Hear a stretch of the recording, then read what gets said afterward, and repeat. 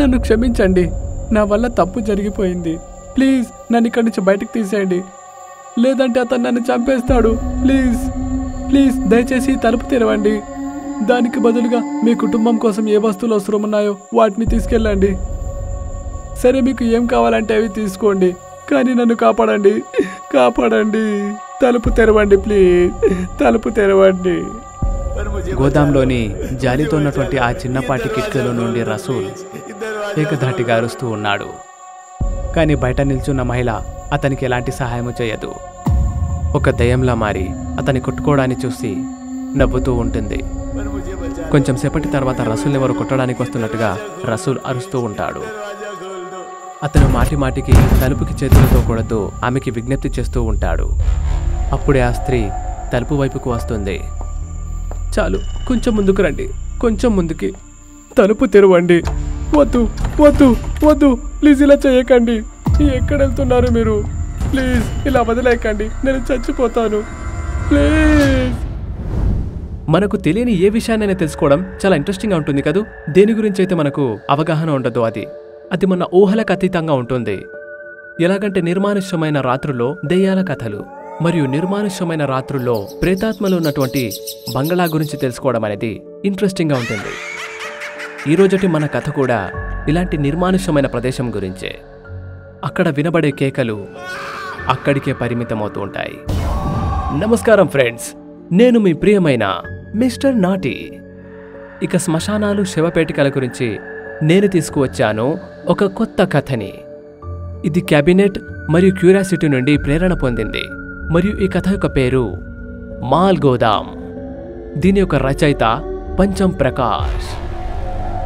అరే రసూల్ గారు, నేను చెప్తున్నాను కదా, మీరు ఈ నిర్మానుష్యమైన ప్రదేశంలో వచ్చి 4 ప్రాణాలని బలిచ్చారు. లేదంటే ఇలాంటి నిర్మానుష్యమైన గోదాం కోసం అంత పెద్ద అమౌంట్ ఎవరిస్తారు? ఈ గోదాం నుండి విలువైన వస్తువుల్ని తీసుకెళ్తూ ఉంటారని నేను విన్నాను. మరియు ఆ వస్తువులన్నీ ఇప్పటికీ ఇక్కడే ఉన్నాయట. అరే అవునండి, అది నిజమే.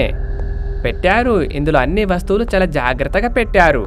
కానీ ఇక్కడున్న వస్తువులన్నిటిపైన శాపం యొక్క ప్రభావం ఉందని చెప్తుంటారు. అరే, దాని గురించి ఆలోచించడం మీరిక మానేసేయండి. ఇక మీరు మీ డబ్బులు తీసుకుని ఇక్కడి నుంచి వెళ్ళిపోండి మిస్టర్ బ్రోకర్. చాలా ధన్యవాదాలండి రసూల్ గారు. కానీ అమ్మతోడు ఒకటి చెప్తున్నానండి, ఇంగ్లీష్లో బ్రోకర్ అని చెప్పేసి నా ఇమేజ్ని మీరు ఇంకాస్త పెంచేశారు. నా విలువ పెరిగిపోయింది. కళ్ళల్లో నీళ్లు తిరిగాయండి. మహేష్ మాటలు వినకుండానే రసూల్ మాల్గోదాం వైపుకు వెళ్తూ ఉంటాడు. కానీ మహేష్ తన డబ్బుని ఎంచుకుంటూ ఉంటాడు. అప్పుడే ముందు నుంచి ఒక స్త్రీ రావడం అతనికి కనిపిస్తుంది. దాంతో వెంటనే తన డబ్బు బ్యాగ్లో పెట్టేసుకొని ఆకు తిన్న తర్వాత నేలపైన ఉమ్మివేసి అక్కడి నుంచి వెళ్తూ ఉంటాడు. కానీ ఆ స్త్రీ అతన్ని అక్కడే ఆపేస్తుంది. చూడండి మేడం, నేను ఒకటే చెప్తున్నాను, నాకు మీకు ఎలాంటి సంబంధం లేదండి. కాబట్టి దయచేసి మీరు కాస్త దారి ఇవ్వండి. అడ్డు తప్పుకోమంటున్నావా? నా ఇంటికి వచ్చి నువ్వు నన్ను అడ్డు తప్పుకోమంటున్నావా? నేను చెప్తున్నానండి, జరగండి, లేదంటే చూడండి నాకు కోపం వస్తుంది. నువ్వు అలా ఎలా చేయగలవు? తప్పకుండా చేస్తాం. చూడండి మేడం, మీ భర్త గారు లోన్ తీసుకునేటప్పుడు ఈ గోదాం యొక్క దస్తావేజులే పెట్టడం జరిగింది. కానీ లోన్ మాత్రం తీర్చలేదు, అలాగే వెళ్ళిపోయారు. ఇక మీ దగ్గరేమో లోన్ కట్టేంత డబ్బులైతే లేవు. ఇక ఏదైతే ఉందో అది మీరు ఇవ్వలేకపోతున్నారు. కాబట్టి ఒక మధ్యవర్తి మాత్రం ఏం చేయగలడు చెప్పండి? వాటిలో నాకు కొన్ని సామాన్లు ఉన్నాయి, దయచేసి వాటిని నన్ను తీసుకునివ్వు. చూడండి మేడం, ఇప్పుడు ఆ గోదాం వచ్చేసి మీది కాదు, నాది కూడా కాదు. అక్కడ గోదాం ముందు రసూల్ గారు కనిపిస్తున్నారు కదా మేడం, ఆయనతో మాట్లాడుకోండి మీరు.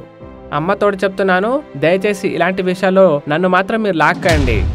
ఆ స్త్రీ రసూల్ని చూడగానే అతని వైపుకు వెళ్తుంది మరియు అతని ముందు చేతులు జోడించి ఈ మాల్ గోదాంని తనకిచ్చేసేయమని వేడుకుంటూ ఉంటుంది. కానీ 4 రెట్లు ఎక్కువ ధర పెట్టి కొన్న ఆ గోదాంని ఎవరికంటే వారికి ఎలా అమ్మేస్తాడు? చూడండి మేడం, రాత్రి అయిపోతుంది. దయచేసి మీరు మీ ఇంటికి వెళ్ళిపోండి. చూడండి, నా నుండి మీకు ఒక్క రాయి కూడా దొరకదండి. వెళ్ళండి, బయలుదేరండి. ఇంత దయ లేకుండా ఎలా ఉన్నావు? ఒక ఒంటరి మహిళ నుండి అన్ని లాగేసుకుంటున్నావు. చాలా విచిత్రంగా ఉన్నారే మీరు. నేనేమో మీకు గౌరవం ఇస్తూ మాట్లాడుతున్నాను, కానీ మీరు మాత్రం ఏదైనా. నేను మీకు కేవలం ఇదే ఇవ్వగలను.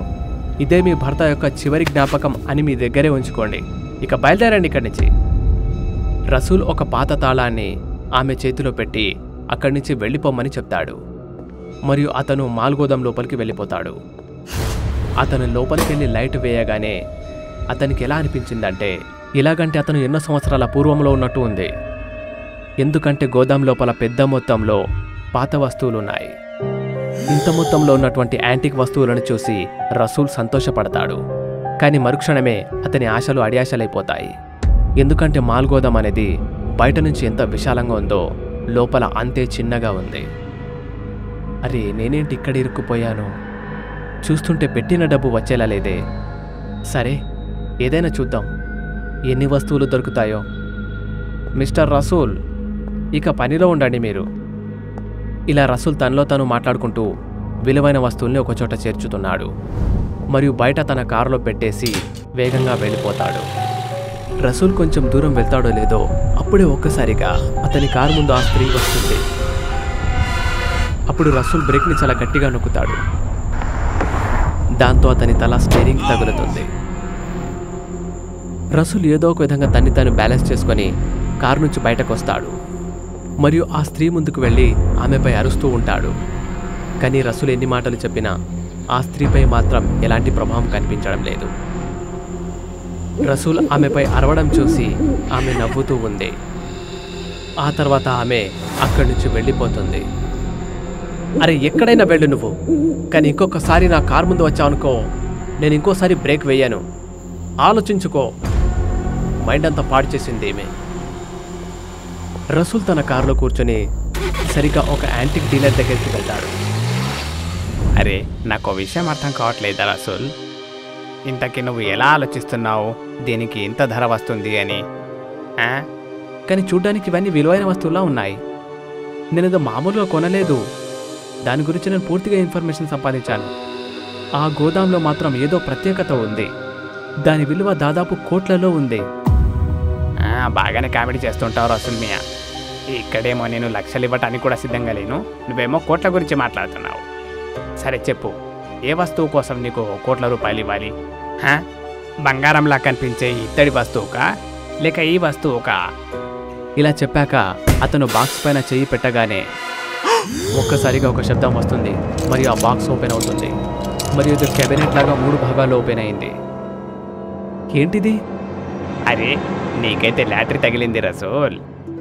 నేనైతే దీని గురించి ఇప్పటి వరకు విన్నాను, కానీ ఇది నిజంగానే ఉంది.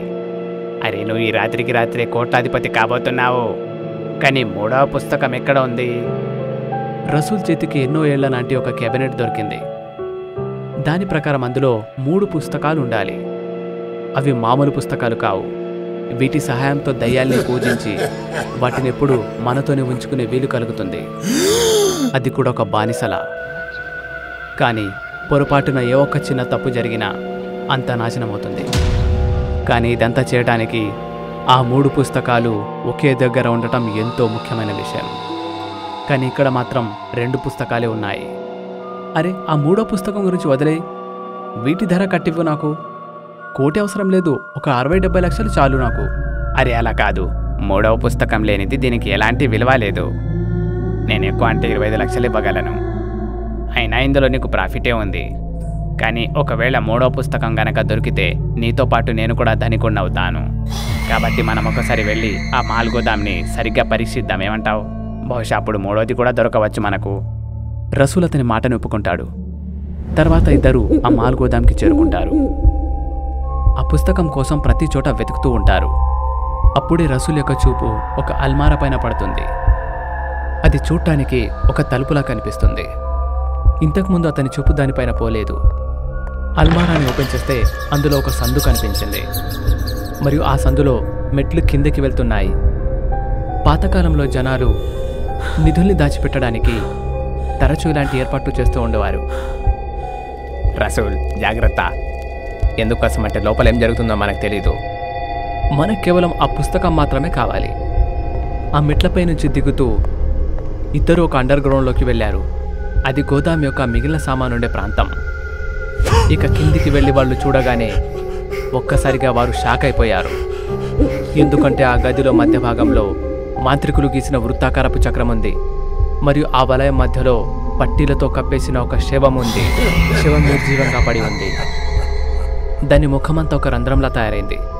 ఎలాగంటే దాని లోపల నుండి ఎవరో చూస్తున్నారు అన్నట్టుగా ఉంది. అరే రసూల్, ఇందులో మాత్రం దయ్యం ఉంది. ఒకవేళ మనం ఏ చిన్న తప్పు చేసినా అంతా నాశనం అయిపోతుంది. పద, వెనక్కి వెళ్దాం. అరే నీకెవర పిచ్చా? మన ముందే పుస్తకం ఉంది, దాన్ని తీసుకుని వెళ్దాం. ఆ వ్యక్తి వద్దు అని ఎంత చెప్పినా కూడా రసూల్ ఆ గీతని దాటి వెళ్ళి ఆ పుస్తకాన్ని తీసుకుంటాడు. ఆ పుస్తకం తీసుకోగానే అక్కడ ఆరిపోయి ఉన్న కాగడాలన్నీ ఒక్కసారిగా వెలిగాయి. మరియు దాంతోపాటు ఆ శవంలో కూడా ప్రాణం వస్తుంది. ఆ శవం యొక్క ముఖం మధ్యలో నుంచి ఆక్టోపస్ లాంటి కాళ్ళు బయటకు వస్తాయి. అందులో అది ఆ వ్యక్తిని బంధిస్తుంది. మరియు సరిగ్గా అదే సమయంలో రసూల్ చేతిలో ఉన్న పుస్తకానికి నిప్పంటుకుంటుంది. రసూల్ అన్ని వదిలేసి ఒక మూలకి వెళ్ళి దాక్కుంటాడు. మరియు ఆ దెయ్యం రసూల్ని వెతుకుతూ ఉంటుంది. చాలా ప్రయత్నించాక రసూల్ ఏదో ఒక విధంగా మెట్ల వరకు చేరుకుంటాడు మరియు అక్కడి నుంచి వెళ్ళిపోతాడు. ఇక పైకి వెళ్ళాక ముందుగా రసూల్ ఆ అల్మారా యొక్క తలుపుని మూసేస్తాడు మరియు దీర్ఘంగా శ్వాస పీల్చుకుంటాడు. అప్పుడే ఆ తలుపు యొక్క శబ్దం ఎవరో తట్టినట్టుగా గట్టిగా వస్తూ ఉంటుంది. ఇక మాల్ గోదాం నుంచి బయటకు వెళ్ళడానికి రసూల్ తలుపు వైపు పరిగెత్తుతాడు. కానీ ఎందుకు ఆ తలుపు ఓపెన్ కావడం లేదు. రసూల్ తలుపుని పట్టుకొని గట్టిగా లాగుతున్నాడు. కానీ అతను ఆ ఇనుప తలుపుని కనీసం కదిలించలేకపోతున్నాడు. అండర్ గ్రౌండ్కి వెళ్లాల్సిన ఆ తలుపు ఏదైతే ఉందో దాన్ని ఎంత గట్టిగా కొడుతున్నారంటే ఆ తలుపు ఎప్పుడైనా బద్దలవ్వచ్చు అనిపిస్తుంది. ఆ దెయ్యం తలుపు కొట్టే కొద్దీ రసూల్ యొక్క గొంతు ఎండిపోతూ ఉంది. మరియు అతను తన మనసులో చావుకి దగ్గరగా వెళ్తున్నాడు. అప్పుడే అతనికి ఆ జాలి బయట సాయంత్రం పూట అతన్ని వేడుకున్న స్త్రీ అతనికి కనిపిస్తుంది. కానీ ఇప్పుడు రసూల్ ఆమెని వేడుకుంటున్నాడు. కానీ ఆమె సహాయం చేయడానికి ఎలాంటి ప్రయత్నం చేయలేదు. చివరికి ఆమె తలుపు దగ్గరికి కూడా వచ్చింది. కానీ అది ఓపెన్ చేయడానికి బదులు ఆమె అదే తాళాన్ని వేసేసింది, ఏదైతే రసూల్ సాయంత్రం ఆమె చేతిలో పెట్టాడో ఆ తాళం. ఏమన్నావు నువ్వు? ఏదైనా కొండల్లో వెళ్ళి బ్రతకమని కదా. ఇప్పుడు నువ్వు ఇక్కడి నుంచి వెళ్ళి చూద్దాం. తప్పు జరిగిపోయింది నా వల్ల, నన్ను కాపాడండి, నేను చావాలనుకోవట్లేదు. ఇక ఆమె వెనక్కి తిరిగి వెళ్ళిపోయింది మరియు ఆ పొగ మధ్యలో ఆమె అదృశ్యమైపోయింది. ఇక రసూల్ ఇక్కడ మాల్గోదాంలో కేకలు పెడుతూ ఉన్నాడు. ఆ విధంగా అతను కేకలు పెడుతూనే ఉన్నాడు. ఆ కేకలు వినడానికి ఎప్పుడు కూడా ఎవరూ రాలేదు. అరే అరే, ఏం మాట్లాడుతున్నారు సార్? ఈ మహేష్ ఏదో మామూలుగా దళారి కాలేదండి. మీకు నంబర్ 1 ప్రాపర్టీ చూపిస్తాము, అది కూడా కేవలం 20 లక్షలకు మాత్రమే. ఇక దీని పేరు వచ్చేసి మాల్ గోదాం. ఇలాంటి భయంకరమైన కథలు మరిన్ని చూడాలనుకుంటే డూడు టీవీ తెలుగుకు సబ్స్క్రైబ్ చేసుకోండి. ఒకవేళ మీ దగ్గర ఇలా భయపెట్టించే కథ గనక ఉంటే ఇప్పుడే ఆ కథను మా మెయిల్ అడ్రస్కు పంపించండి. ఒకవేళ పంపితే తరువాత వచ్చే కథ మీ కథే అయ్యుంటుందేమో.